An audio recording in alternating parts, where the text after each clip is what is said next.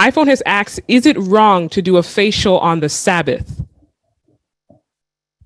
To do a facial on the Sabbath? A facial. Now, yes, a facial. I understand the question. Right, let me answer that with a question. Did the Jews make many laws about what was permissible on the Sabbath and what was not permissible on the Sabbath? The answer is absolutely. That is what they did. So they went and they made laws so stringent that the Sabbath became a tremendous burden.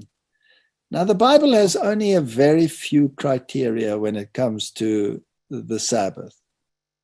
Number one, you must not neglect the assembly of the saints where possible. Number two, you must call the Sabbath a delight. You must delight yourself in the presence of the Lord.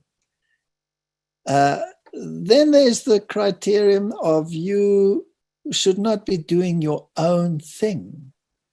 And of course, you shouldn't buy or sell or do business transactions or any of those. You must rest in the completed works of God on the Sabbath.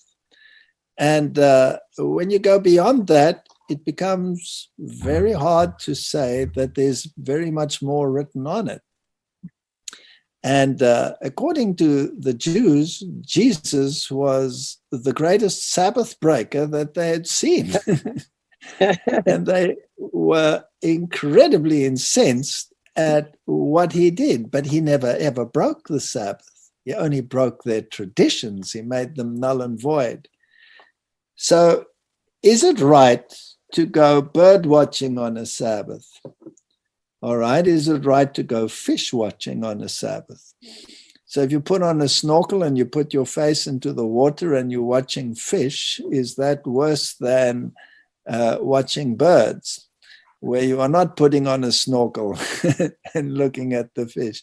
These are questions that you have to resolve with your relationship with God and determine whether what you are doing is your own thing, whether what you are doing, for example, if you want to make yourself presentable to go to the Sabbath and to be with God's people and to represent Christ in your presence with God's people, are you going to make sure that you are neatly dressed?